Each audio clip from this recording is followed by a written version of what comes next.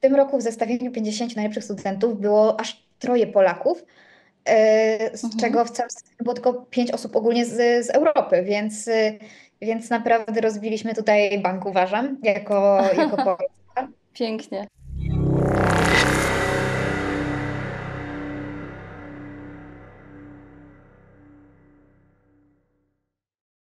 Marianna Furman, witam Państwa. Kiedy świat stoi w obliczu globalnych kryzysów, a słowo zmiana nabiera nowego znaczenia, pojawiają się młode twarze, które nie tylko marzą, ale przede wszystkim działają.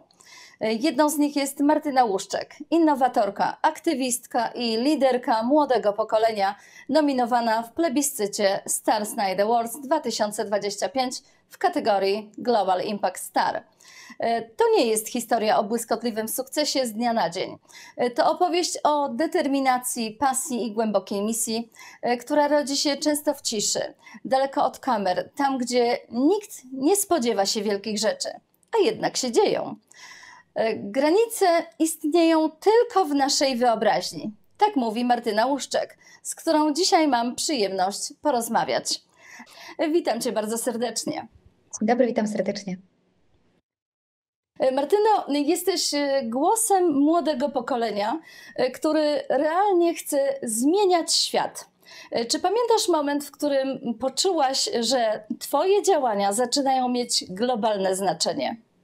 Wydaje mi się, że to był ten moment, w którym w wieku lat 16 wystąpiłam na scenie największej na świecie konferencji gospodarczej Expo w Dubaju, Mhm. gdzie przed szeregiem biznesmenów, przedstawicielów rządów prezentowałam swój projekt pierwszy, swoje pomysły, gdzie zawierałam pierwsze kontakty. I to był ten moment, w którym mała Martynka na drugim końcu ziemi sama stwierdziła tak. Niesamowite. To, co robię, to rzeczywiście ma sens i rzeczywiście wpływa realnie na kształtowanie krajobrazu naszej gospodarki. Mhm. A co się działo w Twojej głowie wtedy, kiedy stałaś na tej wielkiej scenie? To był ogromny stres przede wszystkim, jak cały zresztą wyjazd, który był moim pierwszym wyjazdem za granicę, Mhm. też, więc niesamowicie dużo emocji, ekscytacji.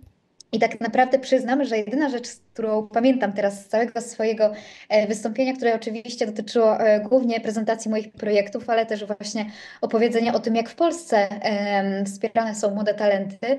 Mhm. Zapamiętałam z tego jedno takie krótkie wypowiedzenie, które przyszło mi do głowy właśnie stojąc tam, że w Polsce mamy bardzo krótki sezon na truskawki i on bardzo szybko przychodzi i odchodzi i że dokładnie tak samo jest z tym czasem takiej wczesnej młodości, Mhm. czasem studiów, liceum, tak jak ja wtedy jeszcze byłam, że to jest bardzo, bardzo krótki wyrywek tylko naszego życia i od nas zależy, jakie te truskawki, jakie doświadczenia włożymy do naszego koszyka życiowego.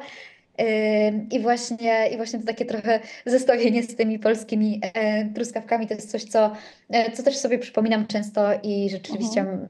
mam w głowie tak, że Martyna, teraz jest ten czas, żeby wykorzystać ten potencjał. Pięknie. Pochodzisz z małej miejscowości w Polsce, a dziś jesteś finalistką międzynarodowych rankingów. Co było dla Ciebie najtrudniejsze na tej drodze? Wydaje mi się, że na samym początku wyjście właśnie z tej swojej wsi, ze względu na to, że rzeczywiście tam te możliwości były ograniczone. One do tej pory Mhm. są i pomimo Mhm. bardzo dużego rozwoju internetowych rozwiązań i znalezienie właśnie sobie takiego miejsca do działania, takiej przestrzeni, że ja mimo wszystko próbowałam, że jeździłam tym pociągiem chociaż całą noc na drugi koniec Polski, no to ja wsiadałam Mhm. i jechałam i choćby miało mnie to kosztować kolejną nieprzespaną właśnie noc, czy właśnie utratę jakiejś innej możliwości spędzenia wolnego czasu, no to Mhm. rzeczywiście, że ja miałam w sobie wtedy tyle odwagi i determinacji, że szłam w to. I rzeczywiście teraz z perspektywy czasu naprawdę niekiedy patrzę na siebie z podziwem, bo nie ukrywam, że teraz chyba czasami bym się na pewne kroki nie, nie zebrała. Mhm. A twój projekt Aqua Collector może zrewolucjonizować walkę z mikroplastikiem. Co najbardziej zaskoczyło cię w procesie jego tworzenia? Przede wszystkim wydaje mi się, że był to bardzo złożony projekt. Wspomnę tylko, że jak zaczynałam go robić, miałam wtedy lat 16 właśnie, razem ze swoimi Niesamowite. rówieśniczkami. Będąc w liceum, więc te umiejętności, czy to techniczne, czy właśnie takie stricte konstrukcyjne, nie były jeszcze aż tak bardzo rozwinięte. One były leżało i ich nie było. Można by wręcz Mhm. powiedzieć. Dla mnie to była wtedy potrzeba tego, żeby się nauczyć, zdobyć tą wiedzę, porozmawiać z innymi ludźmi, z bardziej doświadczonymi, szukać sobie tych możliwości, sobie otwierać te drzwi, bo bardzo często właśnie to był kontakt na przykład z rybakami, żeby Mhm. bardziej zrozumieć, jak to z ich perspektywy wygląda problem. Pamiętam, że wtedy przez grupę na Facebooku turystyczną nawiązałyśmy współpracę z przewodniczką z Teneryfy, która też Mhm. nam bardzo mocno pomogła, więc to jest całe mnóstwo szukania takich nieoczywistych ścieżek rozwoju. Mhm. I znowu wydaje mi się, że teraz, tak jak myślę sobie, to był bardzo duży wkład i się zastanawiam, czy ja bym często teraz znowu tą samą ścieżką poszła. Czy nie szukałabym jakiejś łatwiejszej, która wiem z kolei, że nie byłaby tak efektywna. Mhm. Ale musiałaś się bardzo interesować problemem zanieczyszczenia wód wszystkich akwenów wodnych, prawda?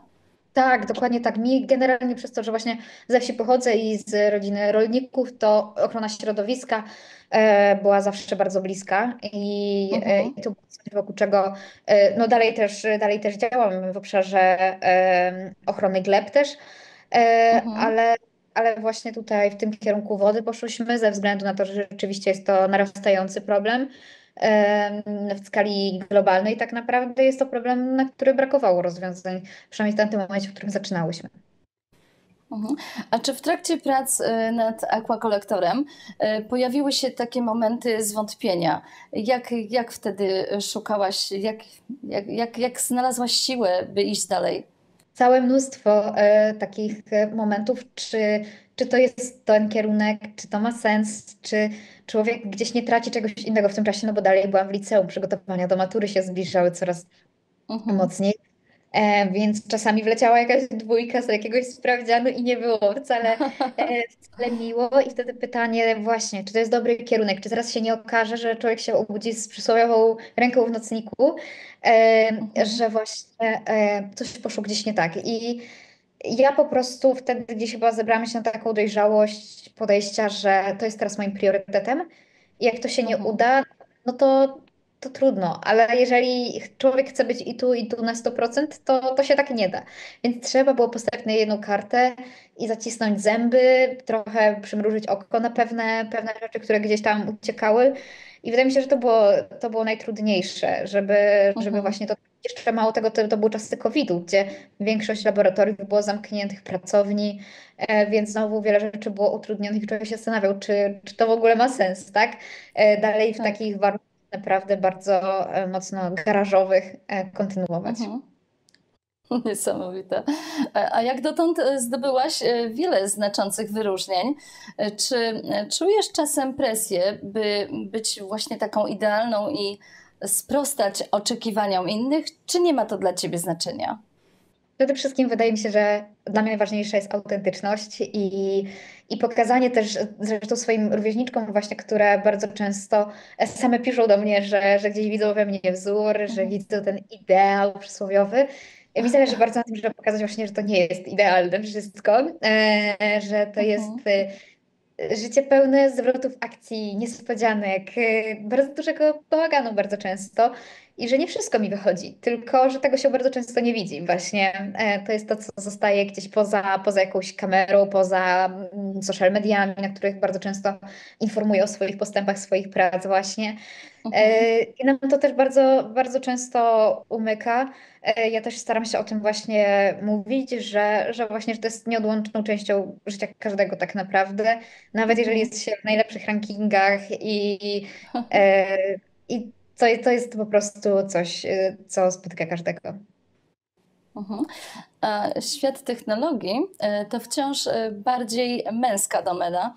Jak właśnie tutaj radzisz sobie z barierami, takimi stereotypami i próbami właśnie podważania Twoich kompetencji z racji Twojego młodego wieku? Tak. Na całe szczęście, jak ostatnio tak analizowałam, to jeszcze nigdy nie zdarzyło mi się, żeby ktoś mnie tak zupełnie zdyskryminował, skreślił na podstawie tego Mhm. właśnie, że jestem kobietą, czy właśnie ze względu Młodziutką. na wiek właśnie. Tak. Mhm. To się wiązało oczywiście bardzo często z udowadnianiem swoich umiejętności, bo bardzo często zdarzały się sytuacje, że ktoś twierdził właśnie, że to jest Mhm. zasługa właśnie ładnej buźki i nic więcej. Zupełnie nie. I to właśnie to był ten wysiłek, który trzeba było często podjąć. Odwaga do tego, żeby zrobić trochę więcej czasami niż normalnie jest to wymagane, Mhm. żeby właśnie, żeby wychodzić przed ten szereg. Więc rzeczywiście wiele takich sytuacji się zdarzało, Mhm. ale zawsze, tak jak już mówię też, pierwsze koty za płoty jak pójdą, to później To nie jest ma z innymi łatwiej. kłopotu, jest łatwiej. Mhm. A Twoje ambicje sięgają także obszaru zdrowia psychicznego młodych ludzi. Dlaczego właśnie ten temat jest Ci taki bliski? Mhm. Dlatego, że uważam, że my żyjemy w bardzo szalenie trudnych czasach. Pomimo Mhm. tego, że mamy dostatek wszystkiego tak naprawdę, to trochę może chyba czasem jest nawet tego za dużo wszystkiego. I młodzi ludzie Mhm. bardzo często gubią się, czują się sfrustrowani, czują właśnie ogromną presję wobec siebie.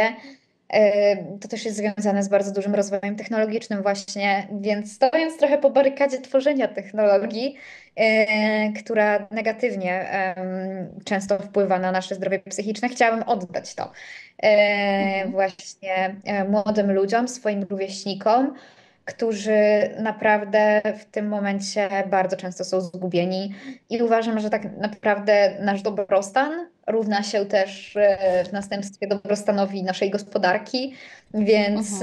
więc to jest domino, które właśnie się zaczyna od tego, czy ta jednostka będzie się czuła dobrze, czy będzie się czuła na siłach, żeby podjąć jakiś wysiłek.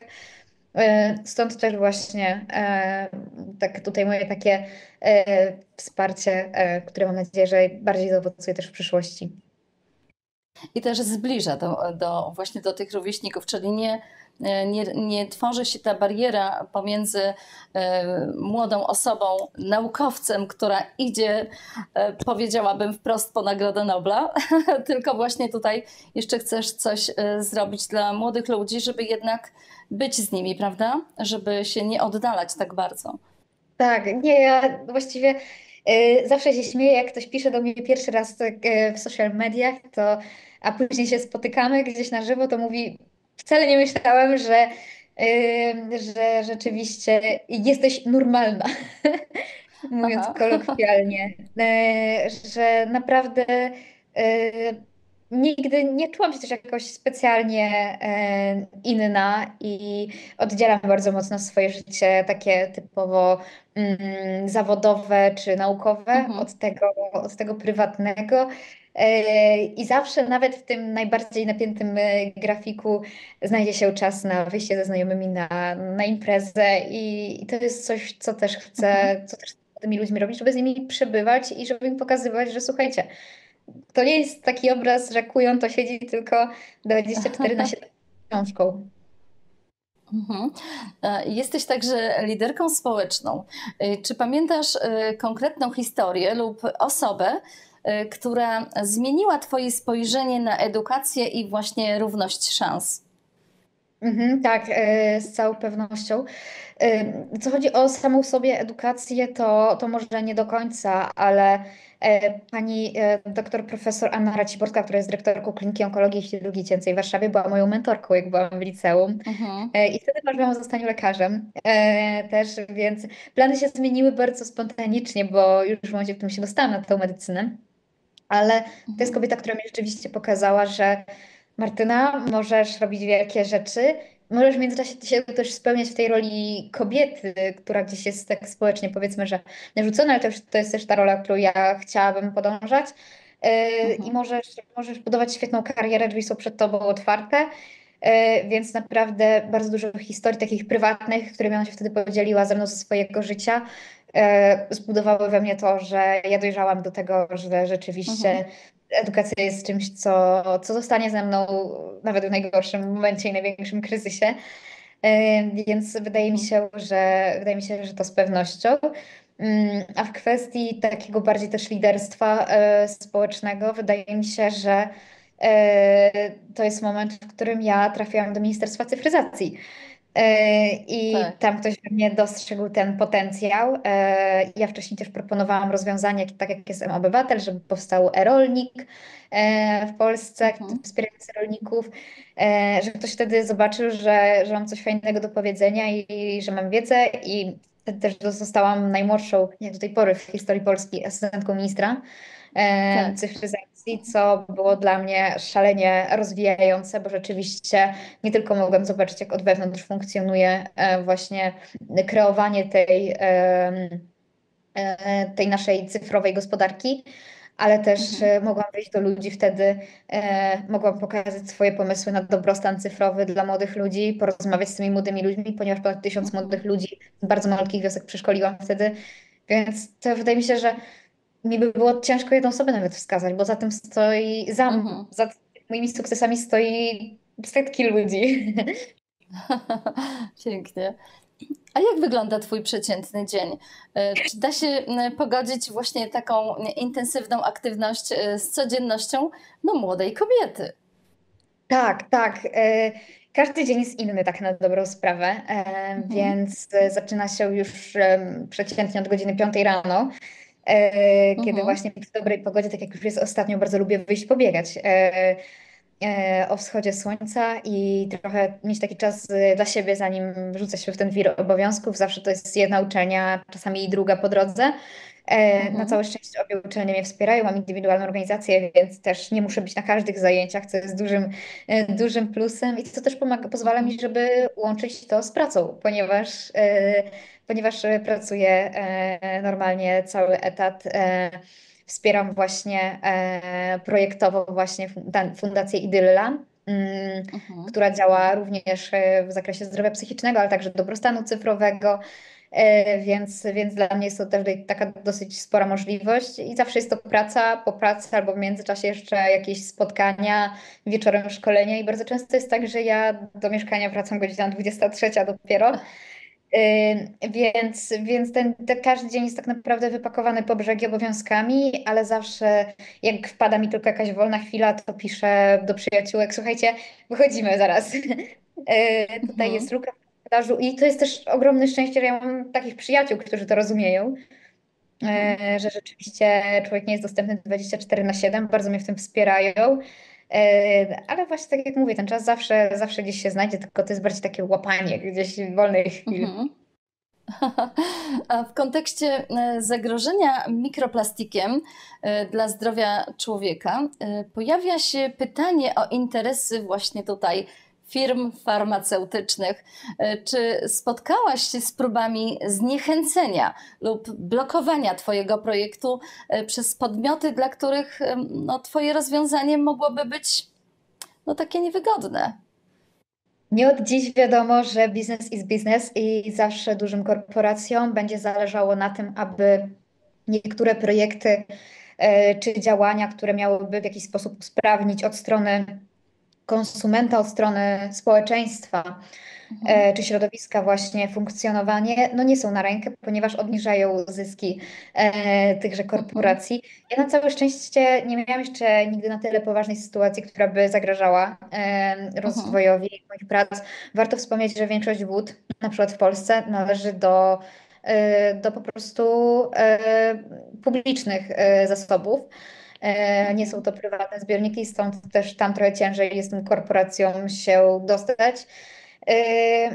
Wydaje mi się, że to jest to, z czym mierzy się każdy naukowiec tak naprawdę, ale to jest też Mhm. pewna okazja często i być może okaże się, że kiedyś ktoś dostrzeże właśnie z takiej korporacji w tym potencjał i będzie chciał właśnie bardziej współpracować niż jej przeszkadzać. Pięknie. A czy uważasz, że aquakolektor jako innowacja oczyszczająca wodę z mikroplastiku może w dłuższej perspektywie wpłynąć na rynek farmaceutyczny? W końcu mniej chorób to no, mniejsze zyski dla niektórych koncernów. Co o tym sądzisz? Będzie to po prostu Mhm. takie właśnie, że to spowoduje mniejsze zyski? Czy da się to pogodzić, że Ostatnio oni jednak wymyślą coś innego? Ostatnio rozmawiałam właśnie na ten temat z jednym takim dużym inwestorem właśnie, który powiedział, że on sam dostrzega, że rok po roku bardzo dużo upada projektów technologicznych, startupów, które właśnie Mhm, zajmują się oczyszczaniem wód. I one wcale nie dlatego, że właśnie ktoś im przeszkadza z rynku takiego prywatnego, bardziej tylko ze mhm, względu na możliwości właśnie wdrożeniowe, ze mhm, względu na bardzo często dużą niechęć ze strony rządów, żeby współpracować. I przede wszystkim oczyszczanie wód powinno się odbywać na zasadzie wszystkie ręce na pokład, niestety. mhm, I właśnie wydaje mi się, że po prostu koncerny farmaceutyczne w tym momencie nie boją się jeszcze tego, ponieważ mhm, one wiedzą, że zanim one będą musiały w jakiś sposób przeszkodzić, to jeszcze przeszkodzi po drodze parę innych czynników, które być może taką technologię zatrzymają. A rzeczywiście, no, to jest racja, że no, dużym koncernom będzie farmaceutycznym będzie przede wszystkim no, zależało na tym, aby mieć jak największą sprzedaż, tak? Tak to już było zawsze i mhm, aby mogli jak najwięcej swoich produktów tak naprawdę na rynku oddać. mhm. E, Tutaj jeszcze mam takie pytanie odnośnie tego, że znalazłaś się na liście 50 najlepszych studentek na świecie. Czy Twoim zdaniem Polska ma system edukacyjny, który wystarczająco wspiera talenty młodych ludzi? Czy potrafi to zauważyć? Mhm. I tak i nie. Ja Aha. uważam, że w tym roku w zestawieniu 50 najlepszych studentów było aż troje Polaków, z Mhm. czego w całym zestawieniu było tylko 5 osób ogólnie z Europy, więc naprawdę rozbiliśmy tutaj bank, uważam, jako Polska. Pięknie. Z tym, że wydaje mi się, że to jest bańka tylko bardzo mocna ludzi młodych, którzy rzeczywiście gdzieś działają, gdzieś tą swoją ścieżką idą niestety. Mhm. Ja się śmiałam, że nasza trójka się już dużo lat wcześniej znała, zanim zostały ogłoszone wyniki. Wow. Więc rzeczywiście to pokazuje, jak bardzo to jest wąska bańka. Mhm. Ale rzeczywiście wydaje mi się, że jest jeszcze dużo do zrobienia. Brakuje w naszych systemach edukacyjnych rzeczywiście nastawienia na praktykę bardzo dużą, możliwości wdrożeniowe technologii. Ja bardzo często spotykam się z Mhm. młodymi ludźmi, z młodymi informatykami, którzy tworzą super projekty. Ja się ich pytam, ok, i co z tym dalej? Mhm. No w sumie to nic, no oni teraz robią ten projekt po to, żeby gdzieś tam zgłosić, żeby pokazać, ale oni nie Mhm. planują nigdy tego dalej wdrażać. Nie, w ogóle Ach. przez ich myśl to nie przechodzi, więc ja się pytam, czemu? No bo nikt nie powiedział, Mhm. że mogą, w jaki sposób mogą to zrobić. Więc rzeczywiście w naszym systemie edukacji jeszcze bardzo dużo rzeczy jest niedociągniętych. Mhm. Brakuje nam takiego trochę właśnie projektowego też myślenia, otwartości na indywidualizm bardzo duży. Ponieważ Mhm. ja dobrze pamiętam swoje czasy liceum i to było jedne z najtrudniejszych pod względem właśnie walki z systemem bardzo dużej. Mhm. Że była taka sytuacja, że właśnie mieszkałam w internacie, moja mama przyjechała z wyjadówki, przyjechała ze łzami w oczach do mnie do internatu, dlatego Mhm. że nauczyciel coś powiedział, że czemu Martyna jeździ na konkursy, a czemu nie ma jej na zajęciach. Więc rzeczywiście nasz system jeszcze nie jest przygotowany na to, abyśmy mogli no, rzeczywiście wychodzić z czymś dalej w świat. Chociaż widzimy, że Mhm. polskie nazwiska zgarniają czołowe miejsca na listach najlepszych uniwersytetów na świecie. Mhm. Nominacja do Stars Night Awards 2025 w kategorii Global Impact Star to można powiedzieć epizod na tle tak wielkich projektów, które tworzysz. Powiedz proszę, co oznacza dla Ciebie każde wyróżnienie? Czy w ogóle w tej sytuacji ma jakiekolwiek znaczenie? Bo Ty już jesteś pięknym przykładem dla młodych Polaków. Wydaje mi się, że to jest czasami taka motywacja dla człowieka, Mhm, żeby robić coś dalej, żeby właśnie No czasami tak, ja na pewno to nie jest nigdy celem w samym sobie, ponieważ to by bardzo szybko wypaliło człowieka, ale często tak jak sobie Mhm. człowiek myśli, że już się nie chce uczyć, ale jak sobie pomyśli, Martyna, przecież no, jesteś w zestawieniu tych 50 najlepszych studentów na świecie, do czegoś to zobowiązuje, siadaj i się ucz. No Więc, tak. więc rzeczywiście to bardzo często motywuje do tego, żeby robić więcej. Mhm. To jest też takim czasami potwierdzeniem dla samej siebie tego, że rzeczywiście to, co robię, to jest czymś zaawansowanym, to jest czymś Mhm.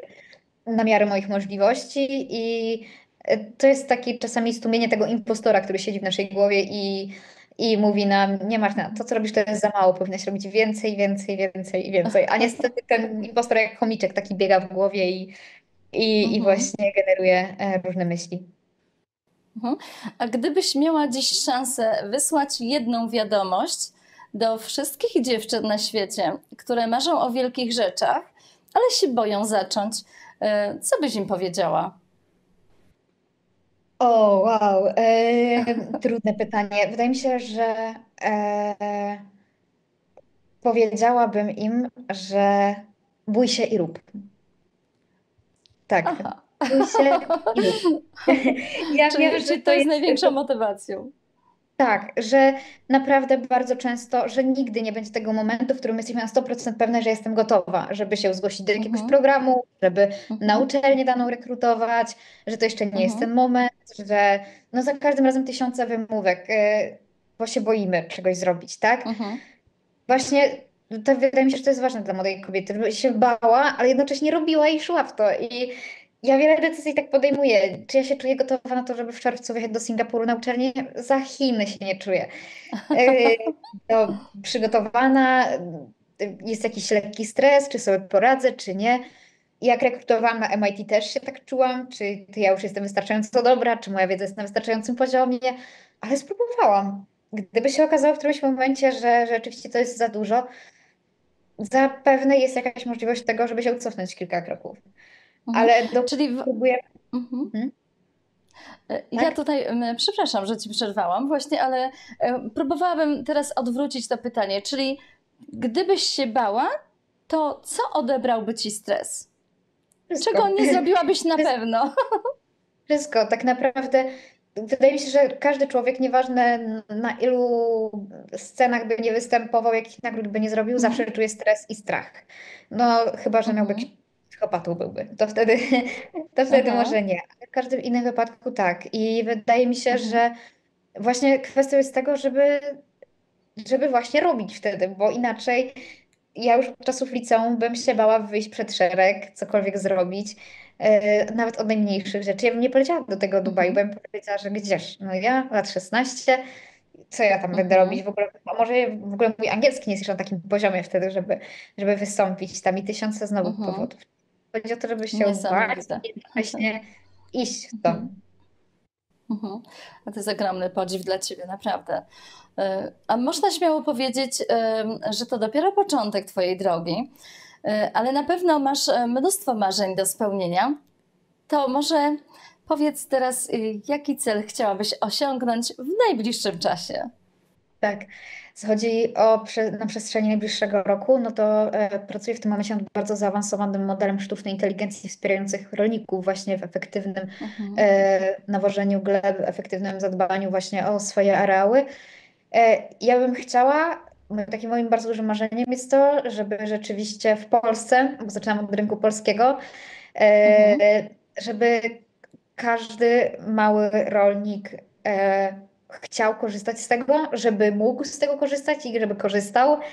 Mhm. Jeżeli ja będę wiedziała, że to rzeczywiście działa i jest z tego pożytek dla środowiska, to ja będę przeszczęśliwa. Ja już teraz widzę, jaka jest duża fascynacja tym, jeżeli pierwsze kody, które daję do testowania swojemu tacie, swoim znajomym, ile satysfakcji im sprawiają, ile frajdy i rzeczywiście, że Mhm. oni są również zafascynowani i czekają, aż coś więcej będzie dalej, to jest Mhm. moim takim celem. No, stawiam też teraz na rozwój naukowy bardzo mocno, bo to jest ten okres w życiu chyba, że Mhm. chciałabym w tym kierunku iść i w przyszłości rzeczywiście trochę tą naszą gospodarkę polską rozsławić swoimi innowacjami.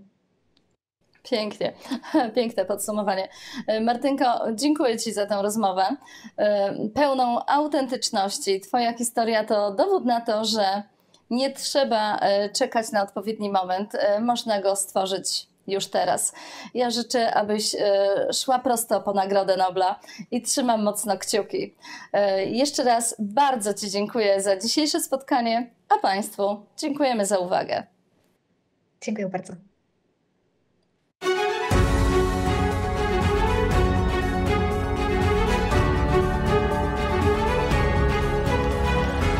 Whisper TV is a multicultural television from Great Britain. It is reported from many regions, debates with exciting people, talks with experts and many other programs. Whisper TV. Welcome.